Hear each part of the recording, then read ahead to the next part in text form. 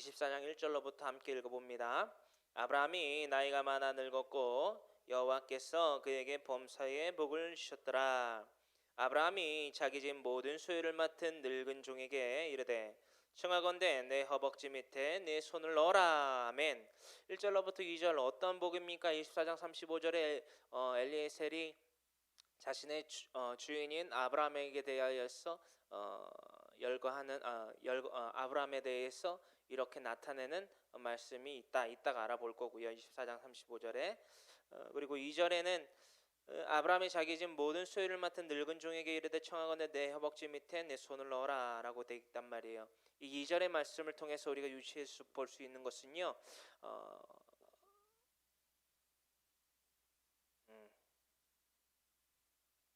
이 늙은 종이 바로 엘리에셀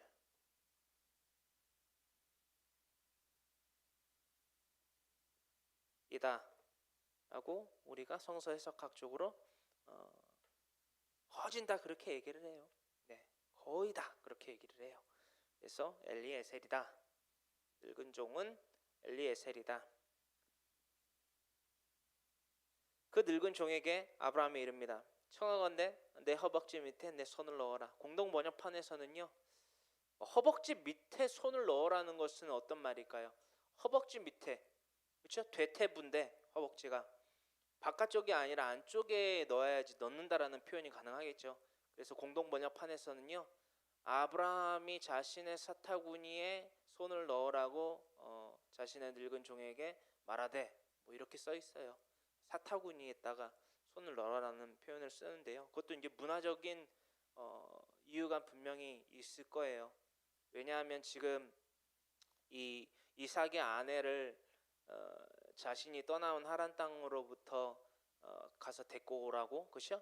지금 자신의 늙은 종 엘리에셀을 보내는, 자신이 떠나온 본토 친척 아비집에서 떠나왔을 때에 그곳으로 다시금 엘리에셀을 자신의 고향으로 보내서 자신의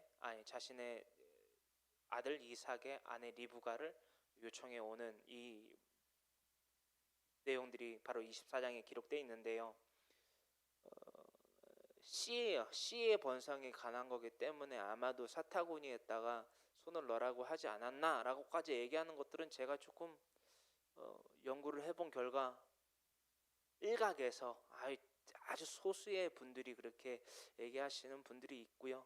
좀 일각이지만 어느 정도 문화적으로 봤을 때 상당히 일리가 있다, 그렇죠?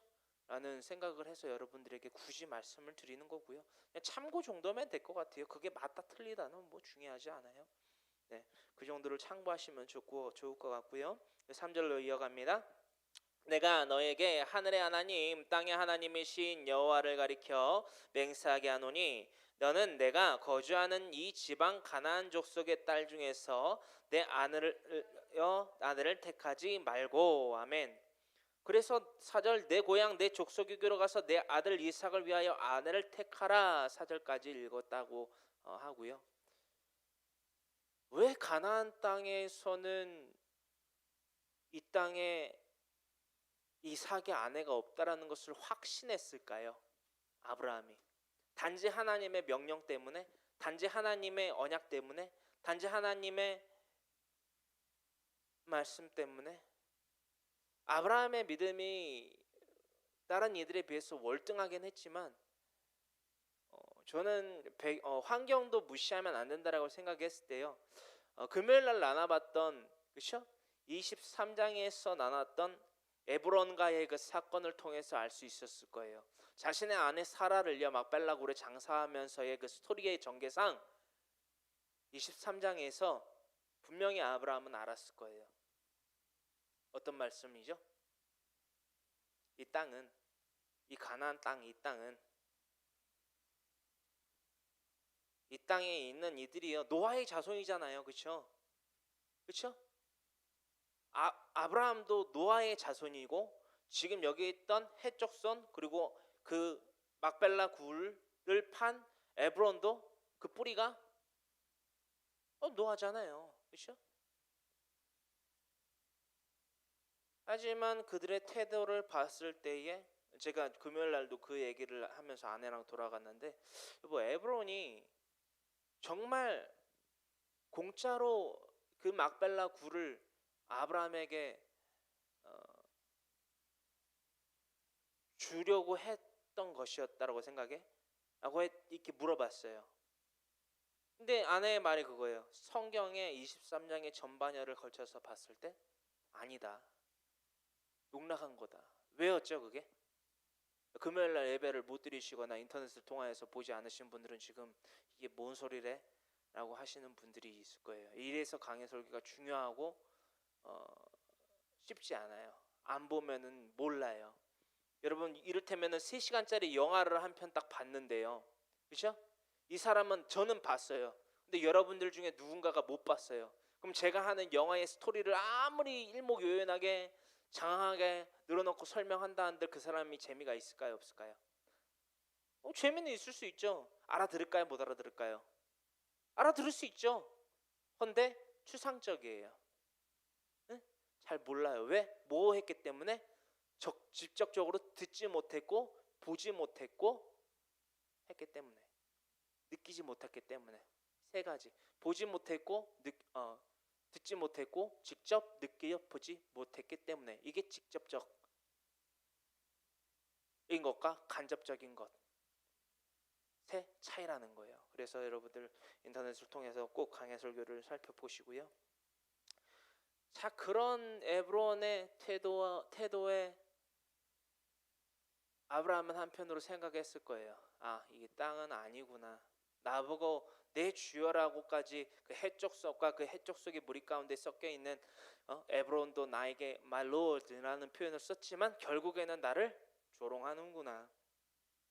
시급한 나의 처지, 즉 뭐가 시급했죠? 자신의 아내 사라가 죽어서 썩고 있어요 지금. 그렇죠? 부패되고 있어요. 빨리 장사를 해야 돼요. 하지만 아무데나 장사를 할 수 없어요. 어디에다가 해야 돼요? 헤브론. 하나님과의 연합의 관계를 맺는 헤브론. 마므레는 곧 헤브론이라. 뭐라고 쓴 거예요? 죄송합니다. 마므레 곧 헤브론. 그렇죠? 23장에 기록되어 있죠. 몇 절이죠? 19절에. 그의 아브라함의 그 아내 사라를 가나안 땅 마므레 앞 막벨라 밭 굴에 장사하였더라. 마므레는 곧 뭐다? 헤브론이라. 19절에 기록되어 있는 대로 마므레는 곧 헤브론, 하나님과의 연합. 그게 무엇을 뜻한다고 그랬죠? 죽어서도 하나님과 연합을 해야 된다.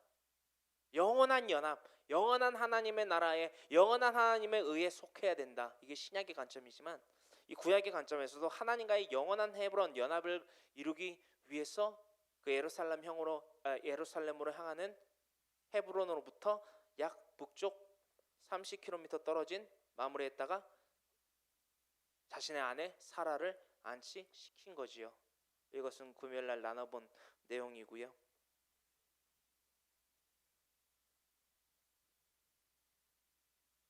이거를 고정을 시켜줘야 돼.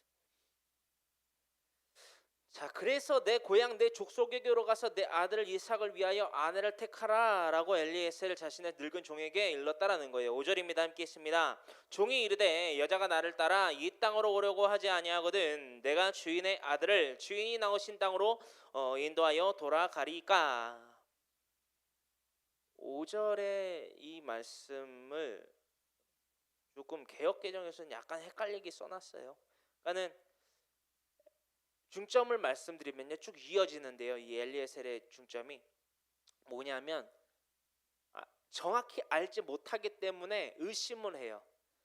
그러니까 의구심을 막 갖고 품는 그런 엘리에셀의 중심이 보여요. 그렇게 중심을 가지시고 보시면 돼요. 오려고 하지 아니하거든 내가 주인의 아들을 주인이 나오신 땅으로 인도하여 돌아가리까? 그러니까 하란에서 그냥 살게 합니까? 이렇게 하는 거예요. 어떤 말씀인지 아시겠죠? 여자가 나를 따라 이 땅으로 오려고 하지 아니하면 내가 주인의 아들을 아브라함 당신이 나왔던 땅 하란에서 살게 합니까? 이렇게 쓴 거예요. 어떤 말씀인지 아시겠죠? 6절 아브라함이 그에게 이르되 내 아들을 그리로 데리고 돌아가지 아니하도록 하라. 이게 뭔 말이에요? 그러면 엘리에셀의 말에 대해서 부정문을 쓴 거죠. 아니 하란으로 왜 데리고 가? 그럼 무슨 말이야? 라고 하면서 이제 하나님에 대해서 언급을 해요. 7절 하늘의 하나님 여호와께서 나를 내 아들 아버지의 집과 내 고향 땅에서 떠나게 하시고 이게 어떤 창세기에서 몇 장의 전개지요? 12장이죠. 그죠? 그러니까 이거를 다 알 수 있어야 돼요. 뭐를 얘기를 하면 알아들어야 된다는 거예요. 뭐를 얘기를 하면은 얘기를 할 수 있어야 된다는 거예요. 그러니까 그리스도인들이 이게 안 돼요, 여러분. 이게 안 돼요. 그러니까 뭐 수많은 이단과 뭐 신천지 뭐 구원파 뭐 하나님의 교회 뭐 여호와의 증인이 뭐 얘기하고 물어보면은요 대답을 못 해요. 그게 무슨 하나님을 믿는 사람이에요? 알지 못하는데 어떻게 믿어요? 그렇죠? 다 알 수 있어야 된다는 거예요. 필요한 교회 성도 여러분들은 제가 이 말씀을 딱 했을 때 7절의 내용에 딱 전개가 딱 흘러가는 거 보면은 이거 몇 장에서 했던 뭐 기록된 사건이다 혹은 하나님이 하신 말씀이다. 이게 뚝뚝 딱딱딱딱 맞아 떨어져야 된다라는 거예요. 이단들은 그걸 못하기 때문에 이걸 할 수 있어야 된다라는 겁니다. 이래야지 여러분 사랑하는 가족들을 지킬 수 있어요. 이거를 할 줄 알아야지. 여러분들 이번에도 봐요. 여러분 아시는 분들은 아실 거예요. 구원파 애들이 몇백 명이 저한테 달려들어요. 결국 하는 말이 뭔지 알아요? 인신공격이에요. 저보고 뭐 파렴치하대요. 뭐가 파렴치한지를 모르고. 내 고향 땅에서 떠나게 하시고 7절 내게 말씀하시며 내게 맹세하여 이르시기를 이 땅을 네 씨에게 주리라 하셨으니 그가 그 사자를 너보다 앞서 보내실지라 네가 거기서 내 아들을 위하여 아내를 택할지니라 라고 말을 한단 말이에요. 창세기서 12장 15장 19장에 하나님의 언약과 그 확약에 대해서 그 또한 쌍방계약을 통해서 아브라함이 또한 굳게 받았던 육체의 할례 더불어 이따가 나눠볼 테지만 하나님의 마음을 상쾌하게 해드리는 그 모든 순간을 통틀어서 아브라함은 이 확신 가운데에 하나님의 확약을 자신 또한 확신해서 자신의 늙은 종 자신의 모든 소유를 맡은 엘리에셀에게 이렇게 보내면서 일렀다라는 거예요. 네 생각 자꾸 하지 마. 하나님이 말씀하시고 하나님이 약속하셨어. 씨에 대해서 약속하셨어. 이 땅을 네 씨에게 주리라 하셨으니 그가 그 사자를 너보다 앞서 보내실지라 네가 거기서 내 아들을 위하여 아내를 택할지니라. 8절 만일 여자가 너를 따라오려고 하지 아니하면 나의 이 맹세가 너와 상관이 없나니 오직 내 아들을 데리고 그리로 가지 말지니라. 아멘. 이게 무슨 말이냐면요 그만큼 하나님의 말씀에 대해서 확신을 한다는 거예요. 이 약속은 하나님이 내게 모든 문화와 모든 언어와 모든 환상과 모든 확약과 심지어는 육체의 할례를 통해서 주신 약속이기 때문에 내 인생 모두를 걸고 말씀하건대 너한테 말하건대 이 말이 만약에 이루어지지 않는다면 나는 너와 상관이 없다. 이 말 또한 나와 상관이 없다라고까지 얘기를 한 거예요. 그만큼 하나님께 대하여서 확신을 갖는 거예요. 여러분 이 8절의 말씀을 통해서 어떤 것을 깨닫게 되십니까? 아브라함이 자신의 늙은 종 엘리에셀에게 이렇게까지 확신해서 말했구나. 아브라함의 믿음이 대단하구나. 끝. 이게 왜 여러분들의 믿음이 되지 못하냐라는 거예요. 여러분들은 받은 약속이 있잖아요. 그렇죠? 어떤 약속이죠? 열매를 맺으면 영생을 얻는다. 어떤 열매? 예수 그리스도의 복음을 전파함으로 말미암아 이 땅의 모든 이들이 예수 그리스도를 주로 영접하고 할렐루야 예수 그리스도를 전파하게 되는 나와 같은 이들로 또 만들어지게 되는 그 열매를 맺게 될 때에 그 상급을 맺게 될 때에 여러분들이 천국문에 거하게 된다라는 거예요.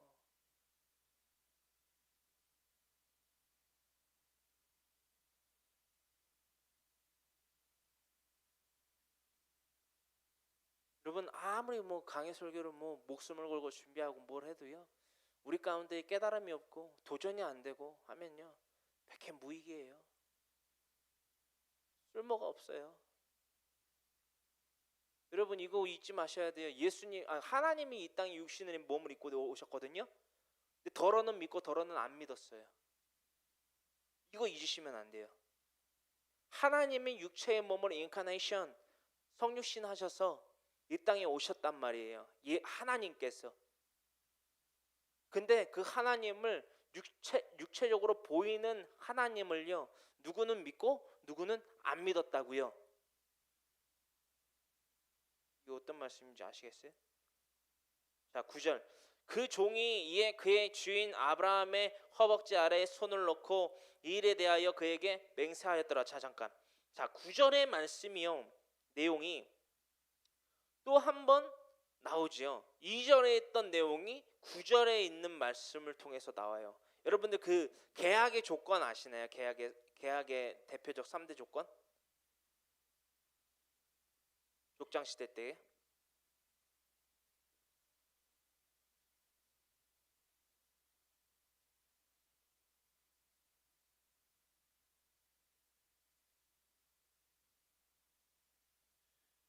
족장 시대 때의 계약 방법. 첫 번째, 소금, 신발, 짐승. 이거 다 아시죠? 소금은 소금 한 줌씩, 신발은 신발 한 켤레씩, 아니 한쪽씩 던지고. 세 번째는 짐승을 쪼개서 상호간에 지나가기. 이 짐승의 계약은 몇 번 안 나와요. 소금 언약이 조금 많이 나오고, 신발 언약도 나오고. 한데 비교적 소금 계약이 가장 많이 나오더라고요, 성경에서는. 근데 지금 이 아브라함과 그의 늙은 종 엘리에셀 가운데에 어떤 하나의 거래를 성사하는 듯한 뭔가가 나오지요. 2절과 9절에. 그죠? 그 종이 이에 그의 주인 아브라함의 허벅지 아래에 손을 놓고 이 일에 대하여 그에게 맹세하였더라. 그러니까 엘리에셀이요, 여태까지 부정적인 생각을 갖고 있다가, 그렇죠? 의문적인 부정적인 생각을 갖고 있다가 아브라함이 확실해. 만약에 이 말이 이루어지지 아니하면 넌 나와 상관이 없어. 나의 맹세가 너와 상관이 없어. 왜? 나의 맹세의 출처는 하나님이기 때문에. 어떤 말씀인지 아시겠죠? 그렇게 확신을 갖고 자신의 주인인 아브라함이 엘리에셀 자신에게, 종인 자신에게 맹세를 하고 확약을 하자, 확신을 하고 얘기를 하자, 그에 대해서 오케이, 알겠습니다, 제가 가겠습니다 하고 그의 주인 아브라함의 허벅지 아래에 손을 넣는 광경이 펼쳐집니다. 그냥 허벅지에다가 손을 넣었다고 그래갖고 허벅지에다 손을 넣었구나 이러지 말고요, 왜 넣는지에 대해서 분석을 해보자는 거예요. 그렇죠? 자, 이렇게 9절까지가 나와요. 하란으로 가서 이삭의 아내를 택하라라는 것까지가 그 엘리에셀에게 주어진 사건이다. 그리고 이제 10절로부터 16절에는요, 엘리에셀이 성 밖에서 은혜 베푸시기를 바라며 기도하는 사건들이 이루어져요. 하나님께 대해서. 자, 10절로부터 함께 읽습니다. 이에 종이 그 주인의 낙타 중 10피를 끌고 떠났는데 곧 그의 주인이 모든 좋은 것을 가지고 떠나 메소보다미아로 가서 나홀의 성에 이르러 그 낙타를 성 밖 우물 곁에 꿀렸으니 저녁때라. 이 여인들이 물을 기르러 나올 때였더라. 아멘. 늙은 종 엘리에셀이요, 이제 이삭의 아내 리브가를 취하러 가기 위해서 여정을 떠납니다. 그리고 나홀의 성에 이르러서 창세기서 11장 29절에 이제 나홀의 정체가 뭔지가 이제 나오고요. 저 지나온 내용이니까 11장 29절이라고 여러분들 표기해 두셨다가 나중에 읽어보시면 좋을 것 같습니다. 그리고 그 낙타를 성 밖 우물 곁에 꿀렸어요. 그러니까 묶어놨는 거죠. 그리고 저녁 때에 여인들이 물을 기울어 나왔어요. 그리고 그가 그 여인들에게 일러요. 우리 주인 아브라함의 하나님 여호와여, 원하건대 오늘 나에게 순조롭게 만나게 하사 내 주인 아브라함에게 은혜를 베푸소서라고 기도를 합니다. 성중 사람의 딸들이 물 기르러 나오겠사오니 내가 우물 곁에 서 있다가 한 소녀에게 이르기를 청하건대 너는 물동이를 기울여 나로 마시게 하라 하리니 그의 대답이 마시라. 내가 당신은 낙타에게도 마시라 하리라 하면 그는 주께서 주의 종 이삭을 위하여 정하신 자라. 이로 말미암아 주께서 내 주인에게 은혜 베푸심을 내가 알겠나이다. 라고 12절로부터 14절까지 이 은혜를 베풀어 주세요라고 하면서 기도를 하는데 뭐 어떤 기도를 하냐면요. 이제 이 우물 곁에 여인들이 우물에 물을 기르러 나오는데 낙타에게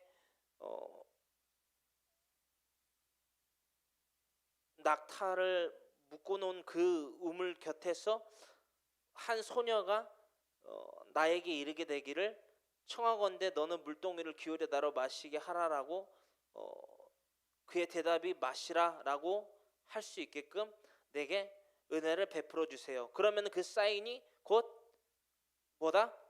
이삭의 아내를 삼고 청하게 할 수 있는 사인으로 내가 알게 하겠습니다. 이것을 통해서 내 주인인 아브라함에게 은혜를 베풀어 주시는 것으로 내가 알겠습니다. 라고 그렇게 얘기를 했던 거죠. 14절까지. 그렇죠? 정하신 자로 이런 말미암아 주께서 내 주인에게 은혜 베푸심을 내가 알겠나이다. 15절. 그런데 말을 마치기도 전에 리브가가 물동이를 어깨에 메고 나오니 그는 아브라함의 동생 나홀의 아내 밀가의 아들 부두엘의 소생이라 라고 기록이 돼 있어요. 그렇죠? 그러니까는 이복 뭐라고 그래야 되지 그거를? 이제 이복이 아니라 그렇죠. 조카죠. 조카. 뭔 조카? 그렇게 기록이 돼 있고요.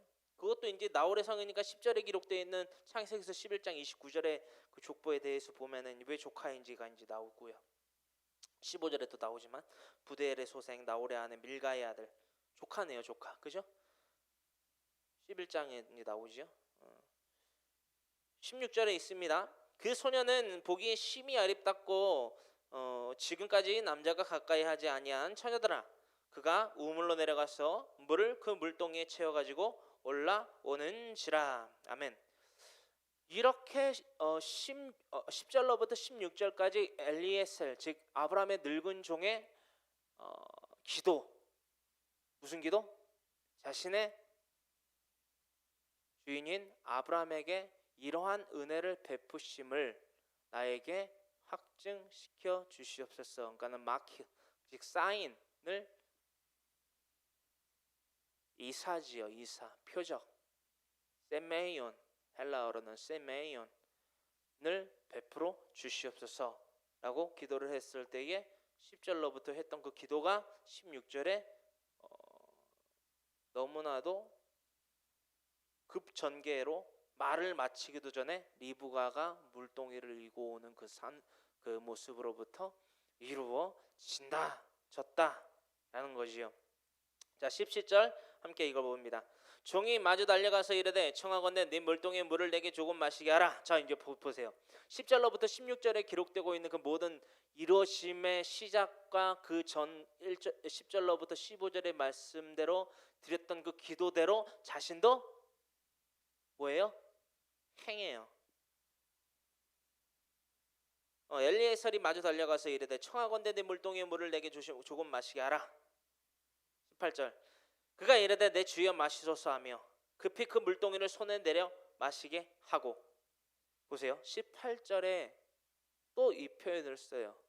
에브론이 또한 해적 속들이 아브라함에게 썼던 표현 뭐죠? My Lord, 내 주여. 공동 번역에서는 이렇게까지도 써요. 뭐라 그러더라? 할아버지? 할아버지 여기에 있는 물을 드세요. 뭐 이렇게까지도 써 있더라고요. 그러니까 뭐 존중의 표현이라고까지는 쓸 수 있을 것 같아요. 여기에서는. 근데 내 주여라고 하는 것 보니까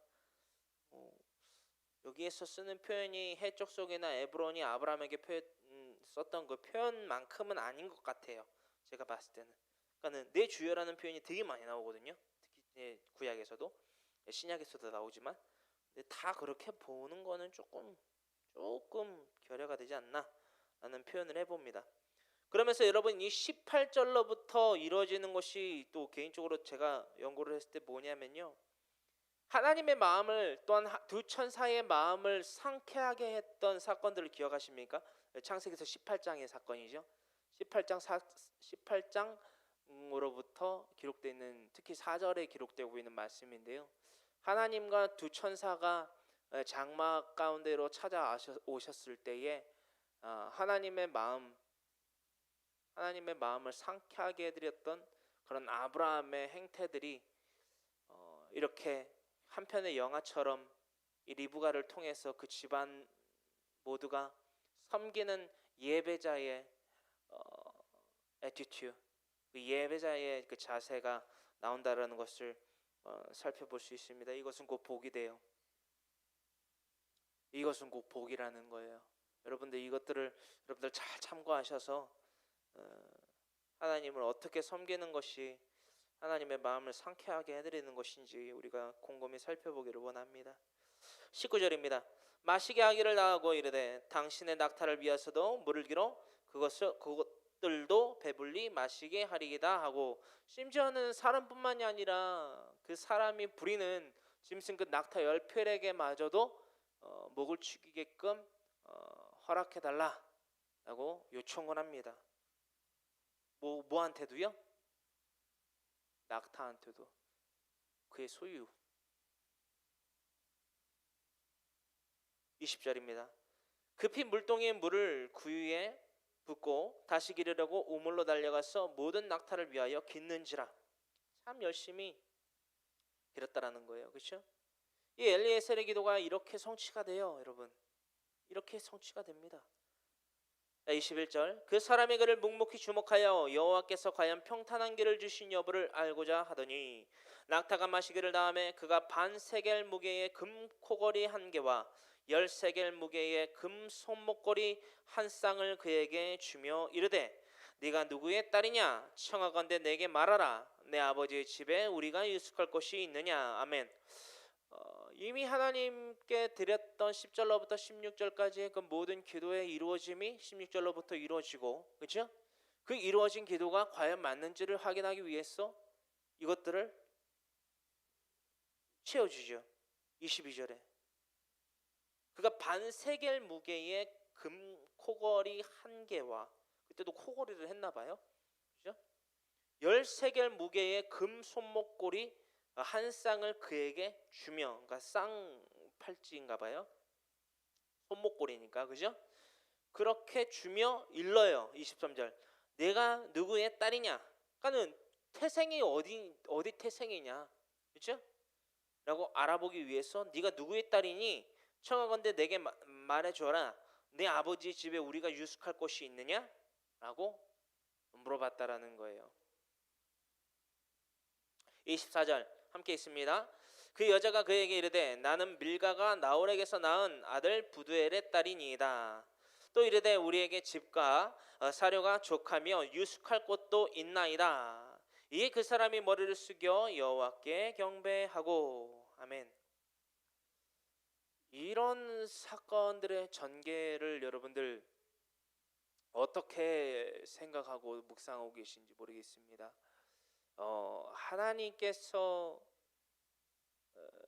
하나님께 대하여서 우리가 기도를 할 때요, 어떤 기도를 어떤 유형을 거쳐서 여러분들 하고 계신지 모르겠어요. 뭔가를 주세요가 먼저가 아니라요, 이미 자신의 주인인 아브라함의 그 오더를 받고 명령을 받고 아브라함에게서 떠나서 나홀의 성에 입성하고 그 입성한 그 나홀의 성문 어귀에서 이렇게 기도를 했다라는 거예요. 10절로부터 15절에. 이게 여러분들과 너나 우리들의 기도와 엘리에셀의 기도와의 차이예요. 어떤 말씀인지 아시겠어요? 내가 뭔가를 믿음으로써 맺을 수 있는 소산의 터전을 만들어 놓지도 않고 이것 주세요, 저것 주세요. 어쩌라는 거예요? 네? 그러니까 소위 말해서 어쩌라는 거냐는 거예요. 진인사 대천명이라는 말이 있대요. 제가 세상 말 좀 싫어하잖아요. 진인사 대천명. 이라는 말을 아세요? 여러분? 쉽게 말해서 요약해서 말씀드리면 내가 할 걸 다 하고 나서 에? 바래도 뭘 바래라. 그러니까 우리가 믿는 하나님에 대하여서도 우리가 해야 될 행실들을 다 해놓고 하나님께 기도하라는 거예요. 어떤 말씀인지 아시겠어요? 내가 뭘 하지도 않고 하나님 이루어 주세요. 그러니까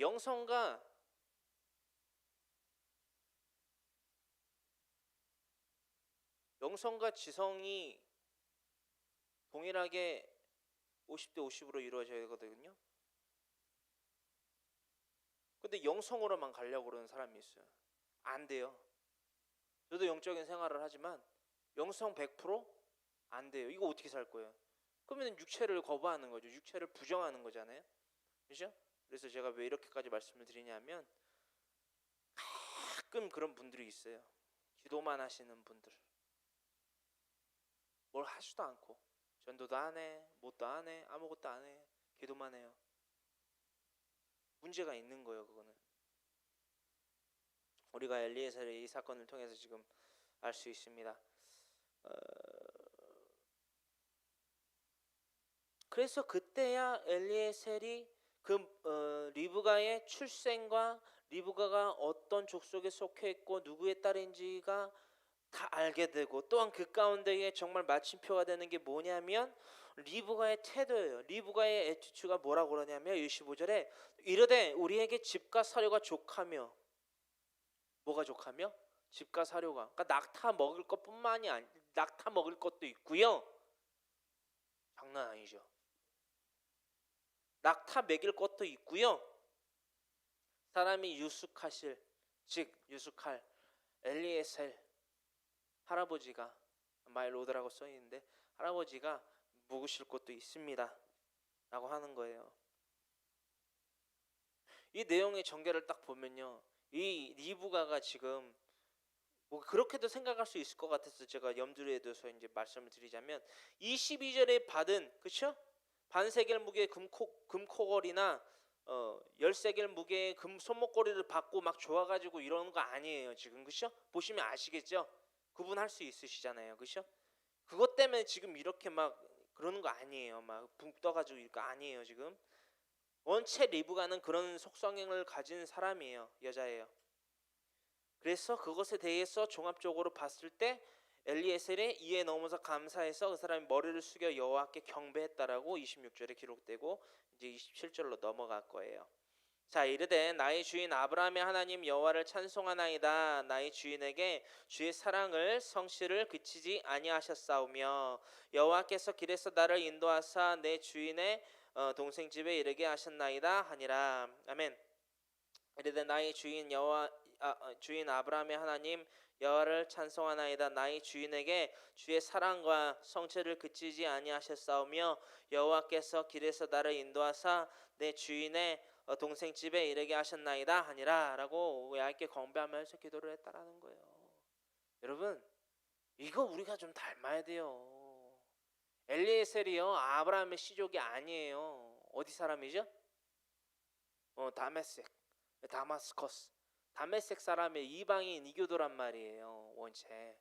근데 참 엘리에셀의, 저번에도 나눴지만 엘리에셀이 다메섹 사람인데 유출을 해보건대 단과 호바에 들어가 갖고 아브라함이 자신의 조카 롯을 구출해 올 때 그때 다메섹 사람인 엘리에셀이 아브라함에게 합류된 것 아닌가라는 유추는 좀 해볼 수 있다. 하지만은 그 외에는 성경에서 어느 정도 유추해 볼 수 있는 맥락들이 없어요 사실. 네. 그 중에 하나가 이제 하갈 또한 그러죠, 그죠? 하갈 또한 그런데 그건 뭐 중요한 건 아닌 것 같아요. 네. 중요한 건 아닌 것 같고 어쨌든 자 이렇게 몇 절까지 나눴죠? 27절까지 나눴죠. 자 28절로부터 32절은요 엘리에셀이 리브가의 어머니와 오라버니 라반에게 소개받는 통성명을 하는 그런 장면이 이어지는 것이 32절까지 전개가 되어 28절로부터 그것에 대해서 우리 알아봅니다. 소녀가 리브가가 달려가서 이 일을 어머니 집에 알렸더니 리브가에게 오라버니가 있어 그의 이름은 나반이라. 그가 우물로 달려가 그 사람에게 이르러 그의 누이의 코걸이와 그 손의 손목고리를 보고 또 그의 누이 리브가가 그 사람이 자기에게 이같이 말하더라 함을 듣고 그 사람에게로 나아갑니다. 그때 그가 우물가 낙타 곁에 서 있는지라.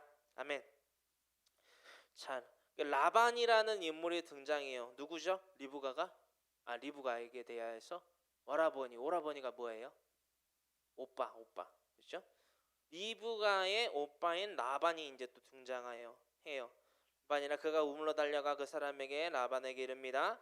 그의 누이의 코걸이와 그 손에 손목고리를 보고 또 그의 누이 리브가가 그 사람이 자기에게 이같이 말하더라 함을 듣고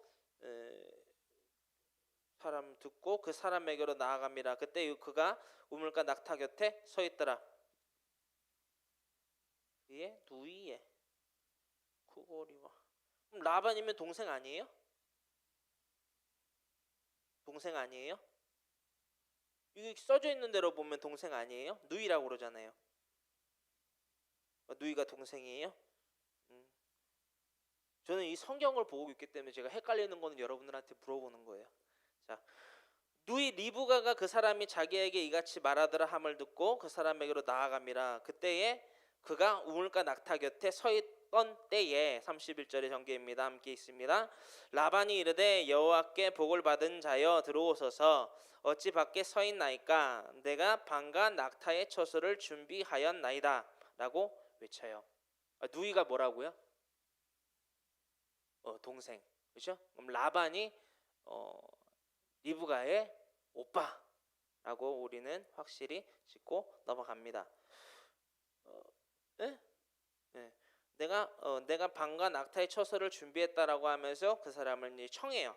그리고 그 사람이 그 집으로 들어가매 라반이 낙타의 짐을 부리고 집과 사료를 낙타에게 주고 그 사람의 발과 그의 동행자들의 발 씻을 물을 주고. 자, 32절에 그 족장 시대 때의 문화가 나오거든요. 그 사람뿐만이 아니라 그 사람이 부리고 또한 타고 다녔던 낙타, 그렇죠? 이게 몇 절이죠? 32절로부터 보면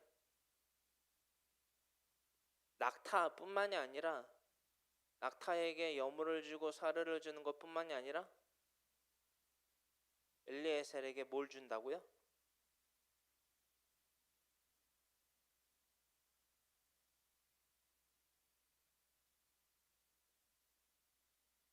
이게 신학의 시대까지도 이어지죠. 그죠? 세족식. 근데 그 세족식이 뭔가 막 거창하고 막 뭔가 막 특별한 스페셜되게 막 했던 행사가 아니에요. 세족식이. 평상시 때 그런 걸 해요. 어디서부터 어디를 했을 때, 뭐를 했을 때. 그러니까 A라는 사람이요, B라는 사람의 집에 초대를 받아요. 예? 혹은 뭐 용무가 있어서 와요. 걸어서 와요. 말을 타고 와요. 낙타를 타고 와요. 근데 이때 타고 올 때요, 그 사람의 행색을 그러니까 옷가지를 보고 또 그러니까 신발을 봐요. 신발이 뭐냐면요, 지금처럼 뭘 그리는 거예요? 이런 뭐 부츠나 뭐 운동화 같은 형식이 아니에요. 삭스라고 하죠. 양말에 신는 그런 형태가 아니에요. 그 나라는 그때 당시에는.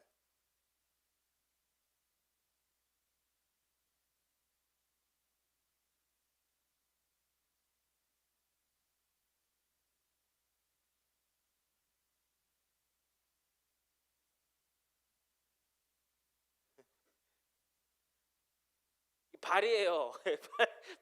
발 안 같이 생겼는데 발이에요. 발인데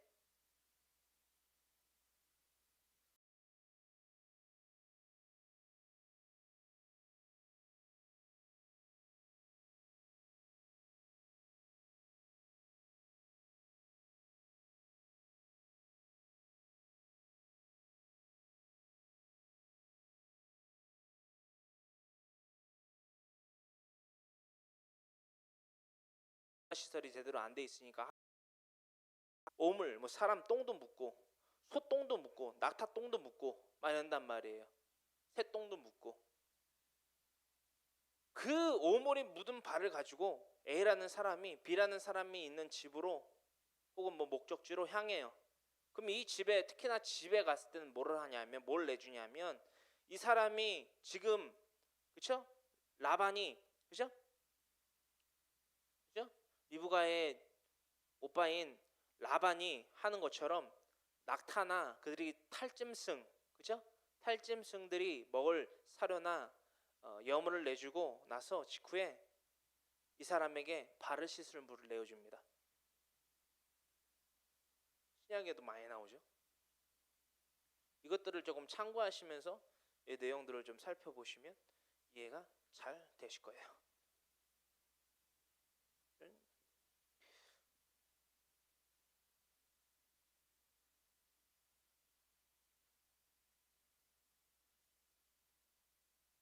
33절입니다.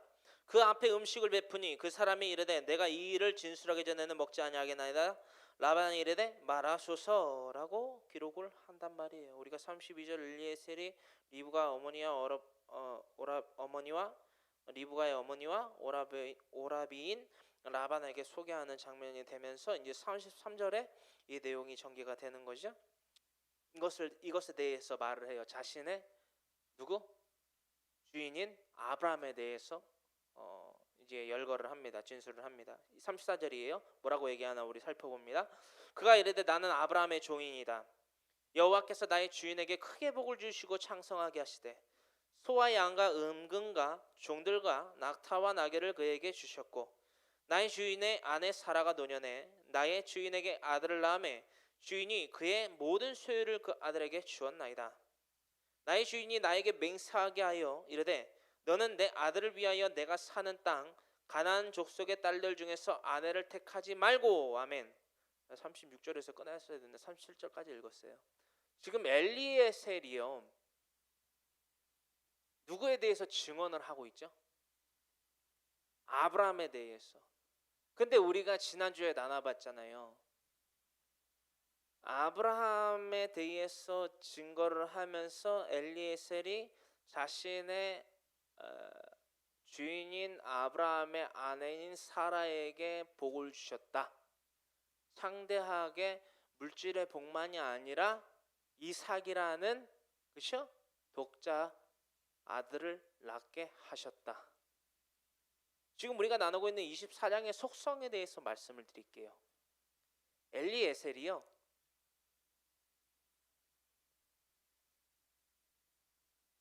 자, 대조를 우선 만들어 볼게요.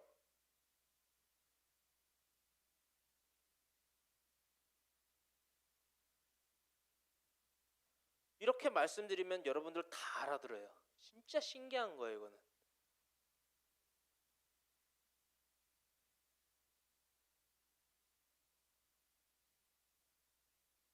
네.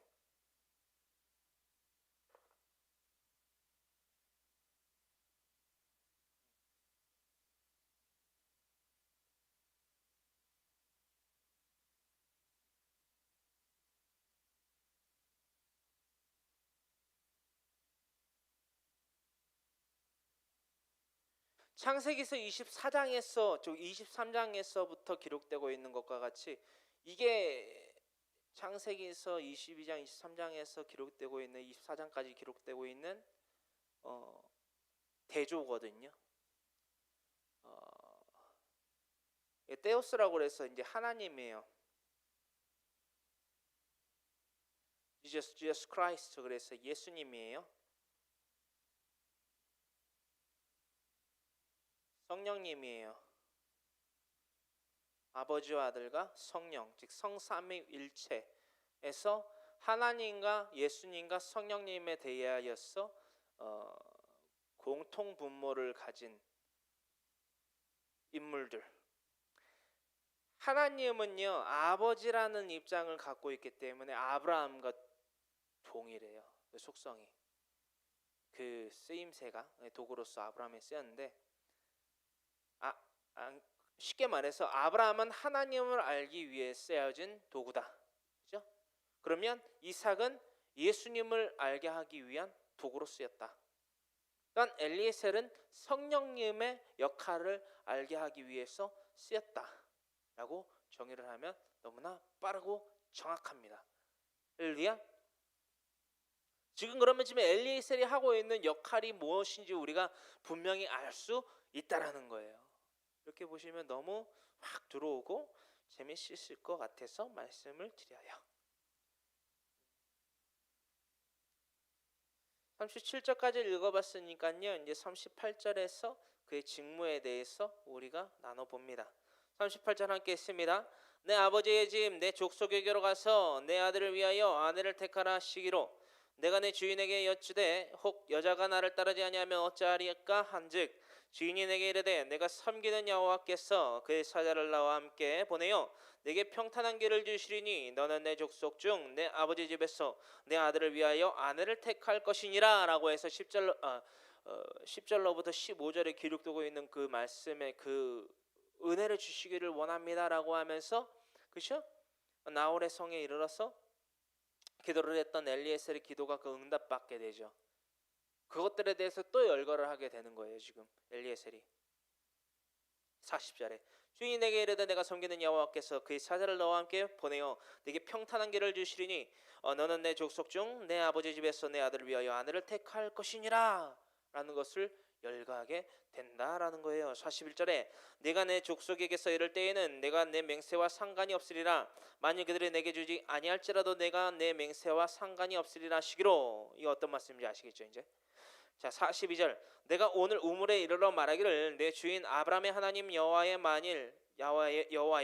만일 내가 행하는 길에 형통함을 주시던데 내가 이 우물 곁에 서 있다가 젊은 여자가 물을 기르러 오거든 내가 그에게 청하기를 너는 물동이에 물을 내게 조금 마시게 하라 하여 그의 대답이 당신은 마시라 내가 또 당신의 낙타를 위하여 기르리라면 그 여자는 여호와께서 내 주인의 아들을 위하여 정하여 주신 자가 되리이다 하며 내가 마음속으로 말하기를 마치기도 전에 리브가가 물동이를 어깨에 메고 나와서 우물로 내려와 깃기로 내가 그에게 이르기를 청하건대 내가 마시게 하라 한즉.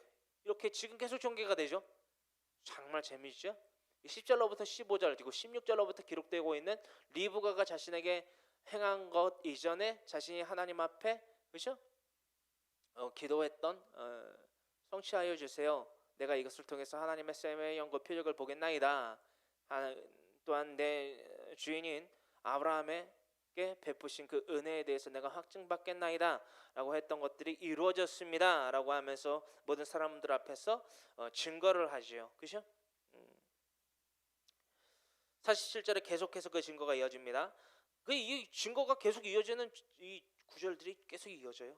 자, 그래도 읽어볼게요. 조금 빠르게 읽을게요. 내가 그에게 묻기를 네가 네 딸이냐 한즉 이르되 밀가가 나홀에게서 낳은 부데엘의 딸이라 하기로 내가 코걸이를 그 코에 깨고 손목걸이를 그 손에 끼우고 내 주인 아브라함의 하나님 여호와께서 나를 바른 길로 인도하사 나의 주인의 동생의 딸을 그의 아들을 위하여 택하게 하셨으므로 내가 머리를 숙여 그에게 경배하고 찬송하였나이다. 조카에 대해서 얘기를 하는 거죠. 조카, 그러니까 아브라함의 조카 누구?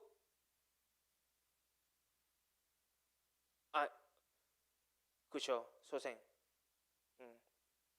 그렇죠. 그렇게 그러니까는 그걸 뭐라고 그래야 되는 거야? 조카. 제가 족보에 대해서 잘 몰라가지고 뭐라고 불러야 되는지는 여러분들이 잘 아시죠? 저는 잘 모르겠. 제 한국말이 좀 서툴러. 자, 그래서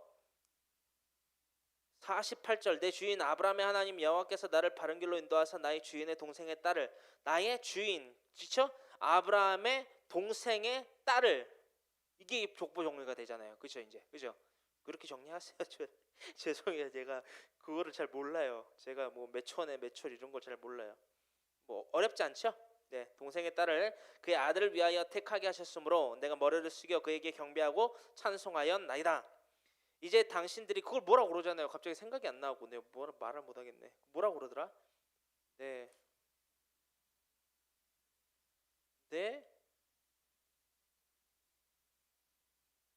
주인의 동생의 딸. 그럼 뭐야 이게? 이걸 뭐라 그러는데? 네, 넘어갈게요. 네, 갑자기 생각이 안 나서.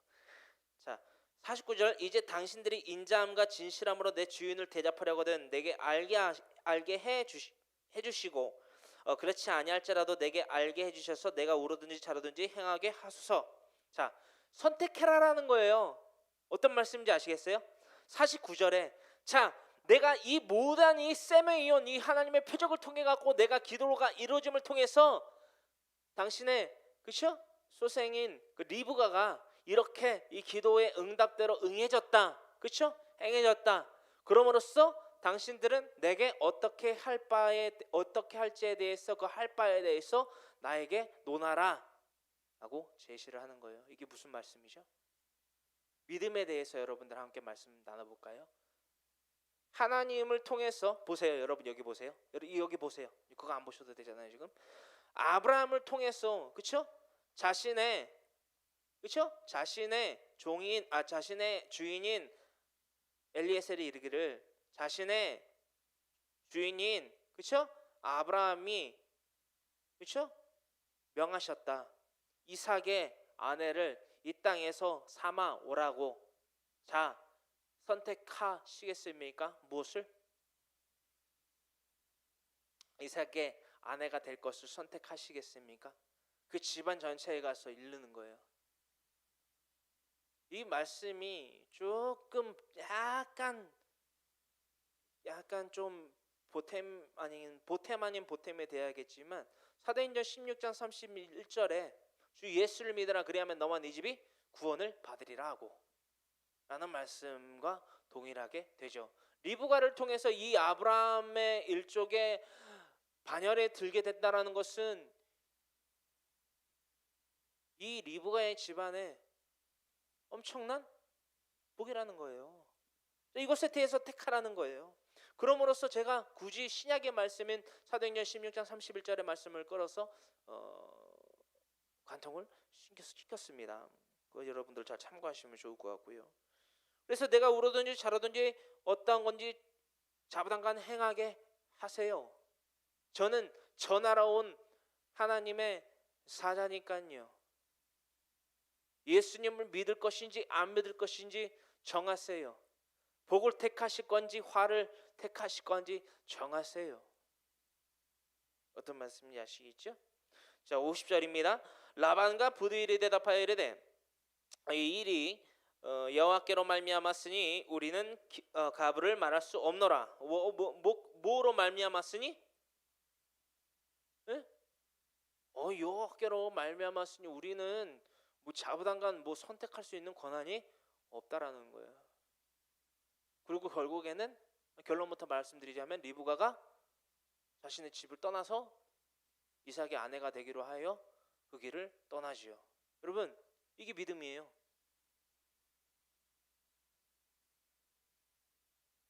이 강해 설교를 통해서요, 우리가 이전까지 알고 있던 착각하고 있던 모든 것들이 아주 그냥 산산조각이 날 거예요. 여러분, 강해 설교가 좋지만은 않아요. 여러분들의 입장에서는 또 저의 입장에서는요, 우리 사람의 입장에서는요, 상당히 불편한 진실이에요. 계속 정말 저는 이제 쇠창이라는 표현을 쓰는데요, 우리의 심령이요 계속해서 쇠창을 들어맞게 될 거예요. 이래서 이단들이 강해 설교를 못 하거든요. 51절입니다. 리브가가 당신 앞에 있으니 데리고 가서 여호와의 명령대로 다 함께 읽어요. 리브가가 당신 앞에 있으니 데리고 가서 여호와의 명령대로 그를 당신의 주인의 아들의 아내가 되게 하라. 아브라함의 종이 그들의 말을 듣고 땅에 엎드려 여호와께 절하고 은금 패물과 의복을 꺼내어 리브가에게 주고 그의 오라버니와 어머니에게도 보물을 주니라. 자, 이게요 이 땅에서 주어지는 믿는 자들에게 이루어지는 하나님의 이 땅에서에도 이 땅에서마저도 줄이지 아니하고 궁핍치 아니하고 황폐치 아니하게 되는 하나님의 복이라는 거예요. 엘리에셀이 리브가에게만 보물 준 것이 아니고요. 그죠? 그 집안에 어머니와 그죠? 어머니와 오라버니에게 주는 거예요. 그죠? 오라비에게도 주는 거예요. 뭐를요? 보물을요. 할렐루야.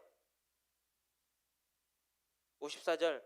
이에 그들 곧 종과 동행자들이 먹고 마시고 유숙하고 아침에 일어나서 그가 이르되 나를 보내어 내 주인에게로 돌아가게 하소서. 리브가의 오라버니와 그의 어머니가 이르되 이 아이로 하여금 며칠 또는 열흘을 우리와 함께 머물게 하라. 그 후에 그가 갈 것이라.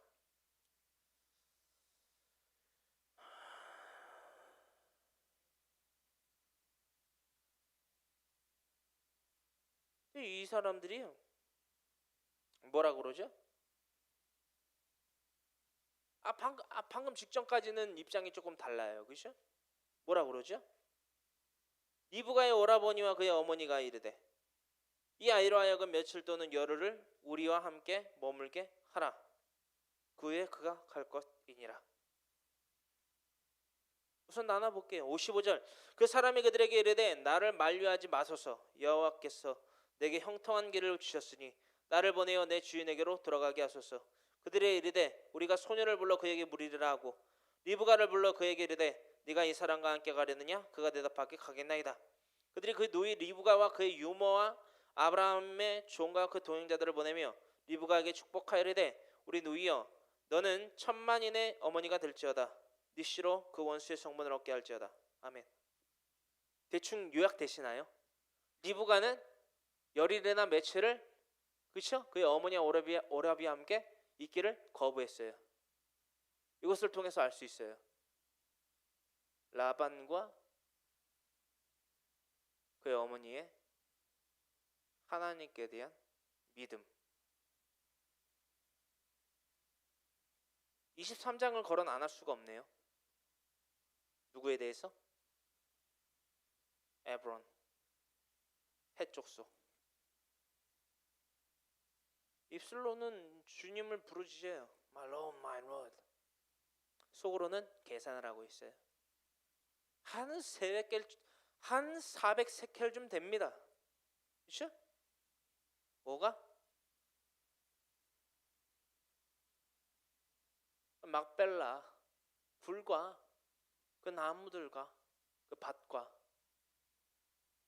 이 값이 시가 한 400세켈 좀 됩니다. 근데 이걸 왜 논했다고요? 그때 당시에는요, 상인이 구매자한테 직접적인 시세를 요구했을 때는요, 그의 분명한 목적이요, 곱하기 적어도 2는 했어야 됐다. 그러면 아브라함한테 에브론이 요구하는 것은 고로 얼마가 되느냐? 800세켈이 되는 거예요. 그렇죠? 근데 문제는 뭐냐? 400세켈을 만약에 성인 남성이 이 400세켈을 모으려면요, 꼬박 쓰지도 않고 마시지도 않고 지출하지 않고 차곡차곡 모으면은 한 35년쯤 모으면은 한 이 400세켈 조금 안 되게 모아요. 그러면은 800세켈은 성인 남성 기준으로 노동자가 싹스로 70년을 일해야지, 그렇죠? 70년을 일해야지 800세켈을 모을 수 있거든요.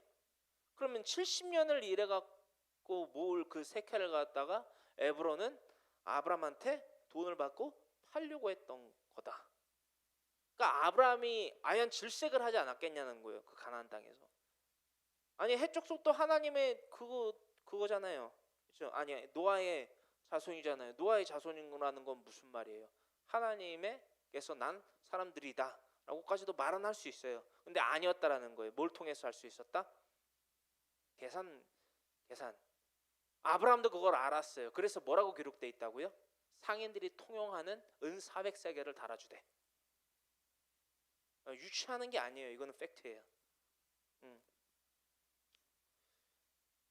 자, 지금 약간 에브론과 비슷한 성향을 가진, 속성을 가진 행태들을 하고 있다. 오라비아 어머니가. 그렇죠? 누구의? 리브가의. 그래서 59절로부터 그들이 그 누이 리브가와 그의 유모와 아브라함의 종과 그 동행자들을 보내며 리브가에게 축복해요. 글쎄요. 우리 누이여 너는 천만인의 어머니가 될지어다. 네 씨로 그 원수의 성문을 얻게 할지어다.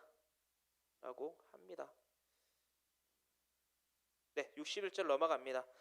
리브가가 일어나 여자 종들과 함께 낙타를 타고 그 사람을 따라가니 그의 종이 리브가를 데리고 가니라. 그때에 이삭이 브엘라 헤로이에서 왔으니 그가 네게부 지역에 거주하였음이니라. 이삭이 저물 때에 들에 나가 묵상하다가 눈을 들여 보매 낙타들이 오르는지라. 리브가가 눈을 들어 이삭을 바라보고 낙타에서 내려 종에게 말하되 들에서 배회하다가 우리에게로 마주 오는 자가 누구냐? 종이 이르되 이는 내 주인인 이니다. 리브가가 너울을 가지고 자기 얼굴을 가리더라. 종이 그 행한 일을 다 이삭에게 아뢰매 이삭이 리브가를 인도하여 그의 어머니 사라의 장막으로 드리고 그를 맞이하여 아내로 삼고 사랑하였으니 이삭이 그의 어머니를 장례한 후에 위로를 얻었더라. 아멘.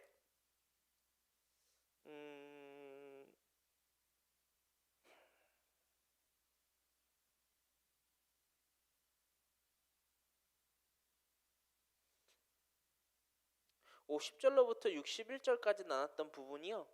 리브가가 이삭의 아내가 되기로 결정을 한 사건에 대해서 기록이 되어 있어요. 아까 제가 그냥 스킵해 버려가지고 못 나눴는데 리브가가 이삭의 아내를 되기로 결정한 사건이 50절로부터 61절까지 요약에 제가 해온 그 요약의 하나의 챕터라고 보시면 돼요.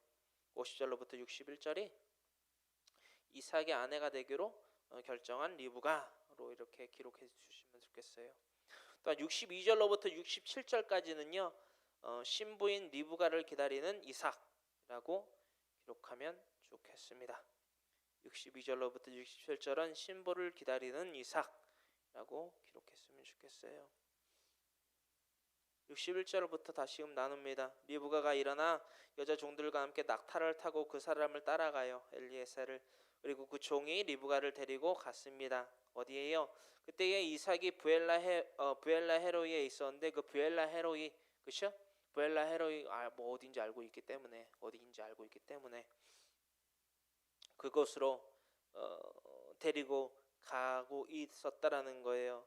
그리고 그 부엘라 헤로이는 곧 네게부 지역, 그 네겝 즉 사막 지역에 거주하고 있다라는 것을 우리가 또 다시금 알 수 있는 부분이고요.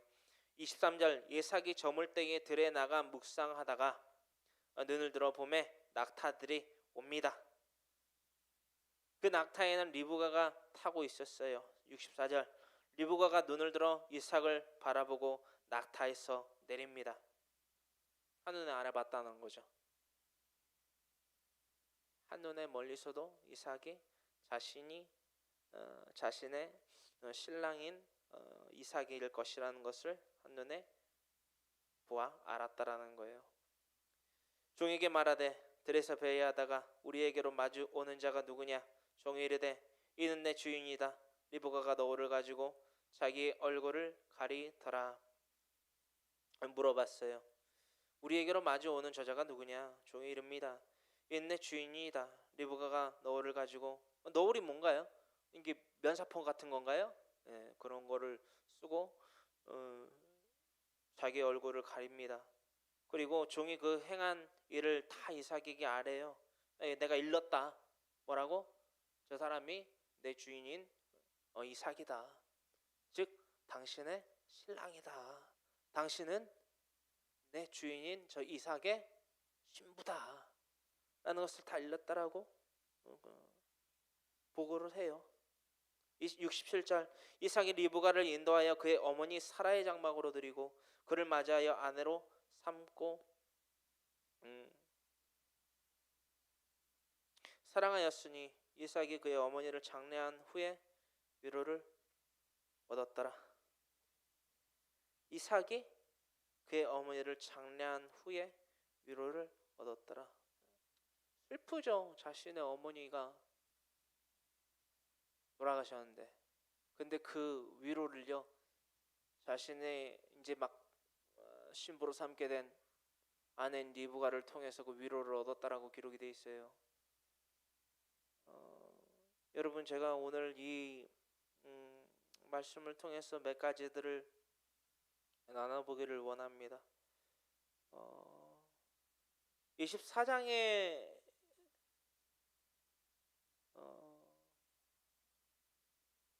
각기 사건들을 통해서요, 이것들을 조금 기록해 보시기를 원해요.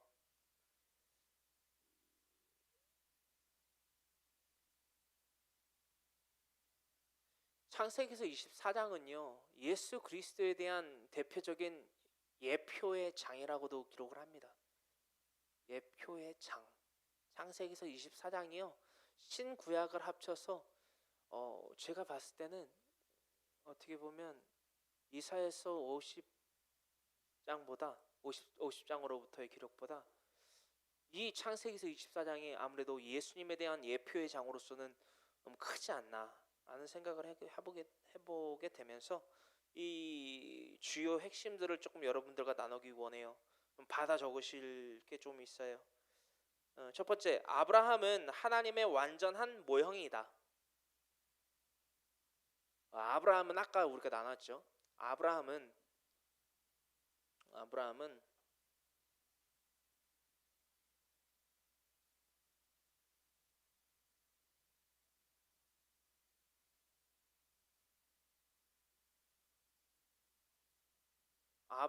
하나님의 완전한 모형이다라는 거예요. 그게 이제 마태복음 22장 2절의 말씀을 통해서 조금 살펴보시면 좋겠고요. 한 주 동안 좀 살펴보세요. 두 번째는 이삭은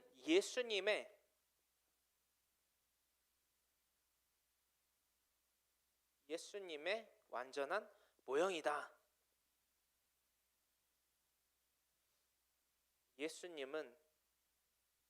이삭은 예수님의 완전한 모형이다.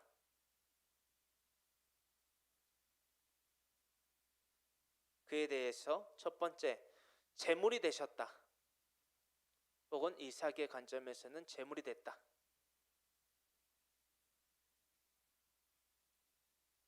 제물이 되셨고 예수님의 입장이고요. 제물이 됐다는 이제 이삭의 관점이 되겠어요. 그 말씀이 바로 창세기서 22장에는 이삭에 대한 제물 사건이고 22장. 그리고 마태복음 27장은 예수님의 입장이다. 그리고 오늘 나눠봤던 내용을 딱 전개해서 말씀드리면 두 번째, 신부를 찾습니다.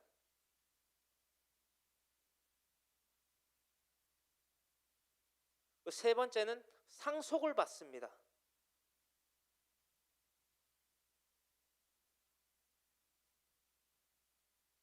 이 말씀에 대하여서는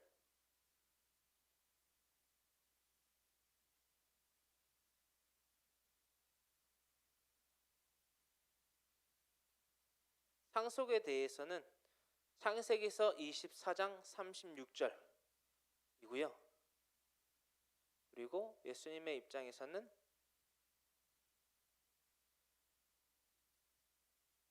빌립보서 2장 9절로부터 13절이라고 기록을 해두시면 좋겠습니다.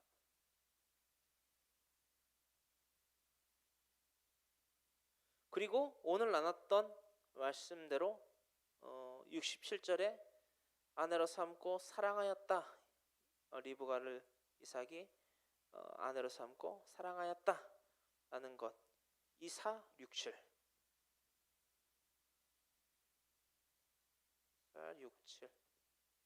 사랑했다. 신부를 사랑했다. 2467. 그리고 예수님의 관점에서는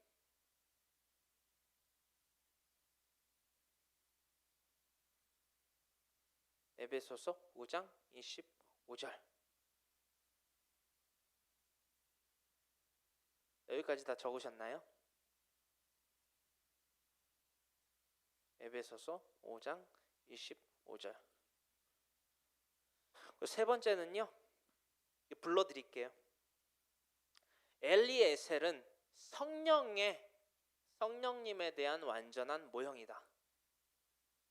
아까 초반에 나눴지만 조금 이것도 세부적으로 조금 적어온 것이 또 있기 때문에 좀 나누고 있어요. 네. 엘리에셀은 성령님의 완전한 모형이다.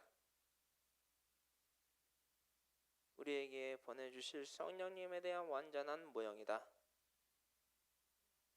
그에 대하여서 첫 번째, 신부를 위해서 강림한다. 그렇죠? 신부인 리브가를 아내로 삼게 하기 위해서 아브라함, 즉 하나님 아버지로부터 보낸 바 되지요. 이것을 받아 적으시면서 여러분들이 깨닫게 되시는 것이 엄청 많아야 됩니다. 너무나 이해가 되고 너무나 통일성이 있구나.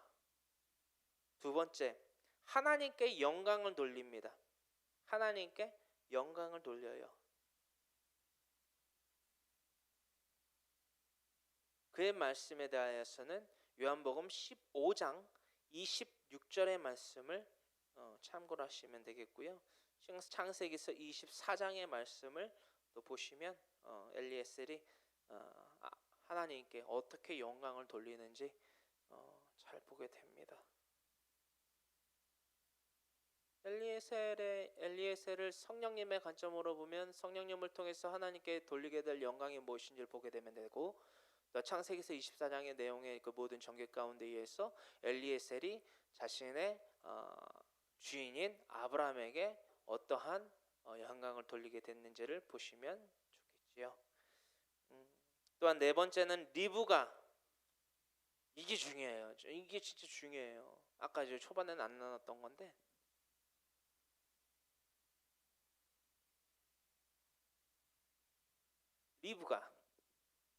리브가는요,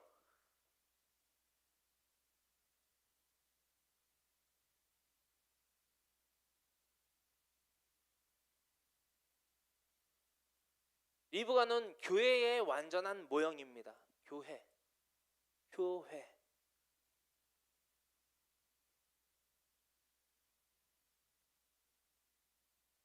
우리가 이 말씀은 너무나도 잘 알고 있지요.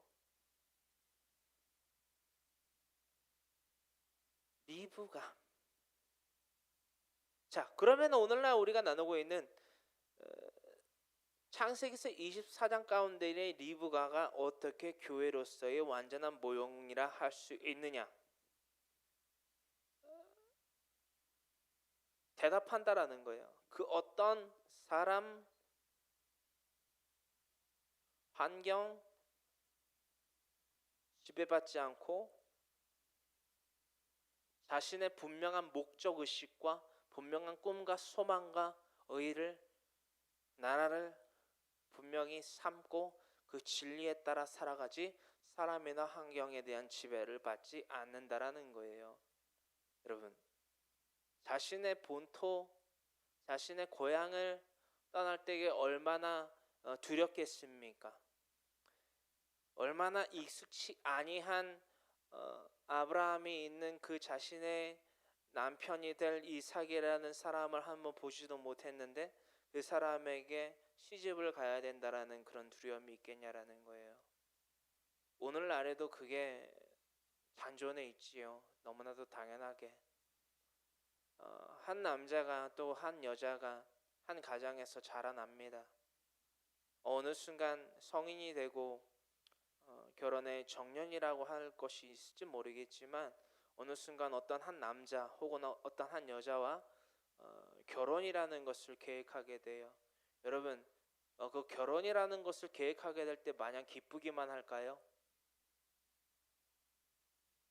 그랬으면 좋겠지만 두렵기도 하고 떨리기도 하고 망설여지기도 하는 것이 사실입니다.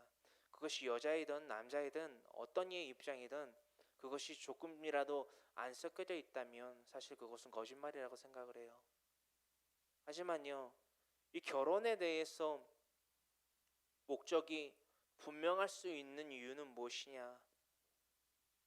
때로는 두렵기도 하고 망설여지기도 하고 불편하기도 하고 망설여지기도 하는 그 상황 가운데 그 모든 것을 초월할 수 있는 게 뭐냐라는 거예요. 깨닫기를 이 사람과 결혼을 하면 행복할 수 있겠다. 응? 평생을 행복할 수 있겠다 라는 생각 하나면 그 모든 것을 초월할 수 있다라는 거예요. 이것들을 다. 하물며 사람의 기준에서도 이 땅에서의 기준에서도 이 모든 것을 초월할 수 있는 것을 통해서 결혼이라는 것에 골인을 하게 되는데, 하물며 하나님의 기준에 따라서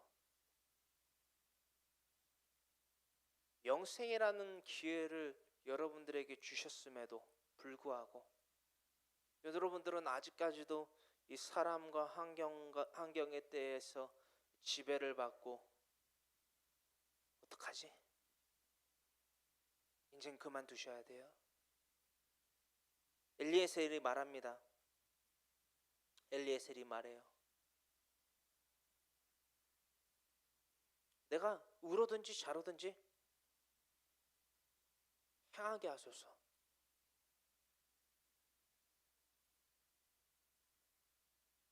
선택해야 될 때예요.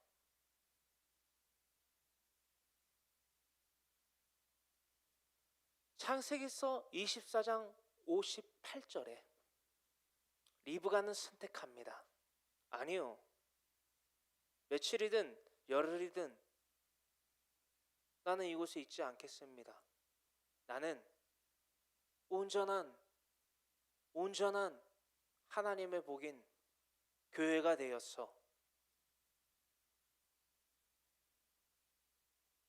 내 아비인 내 남편이 될 이삭을 만나러 가겠습니다. 그게 요한복음 10장이에요, 여러분. 양의 문 대신 예수님을 만나러 가는 리브가,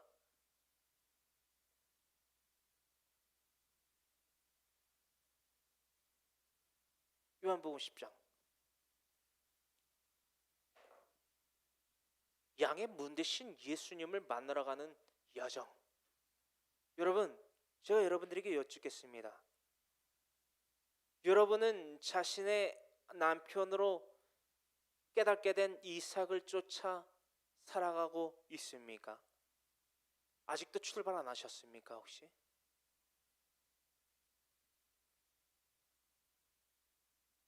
여러분들만 아실 거예요. 하나님과 여러분들만 아실 거예요. 또 더러는 제 눈에 보이기도 하지만, 이제는 결정해야 될 때입니다. 좌입니까? 우입니까? 아내를 택하십시오. 진리를 택하십시오. 이것이 오늘날 창세기서 24장을 통해서 하나님의 이 강해 설교를 통하여서 우리에게 주시고자 하는 메시지입니다. 택하라, 택하라, 택하고 그곳으로 향하여서 걸어가시는 저와 여러분 모두가 되기를 간절히 소망합니다. 간절히 소망합니다.